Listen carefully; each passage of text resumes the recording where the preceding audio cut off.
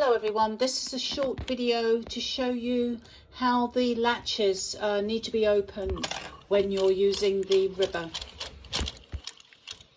When I'm knitting, I stand on the right hand side of the machine and rotate the handle with my left hand, even though I'm right-handed. This way I can see if the latch is open on the ribber needle, and I have enough time to open the latch if it's not open before it reaches the cam on the right hand side. Otherwise you will drop a stitch.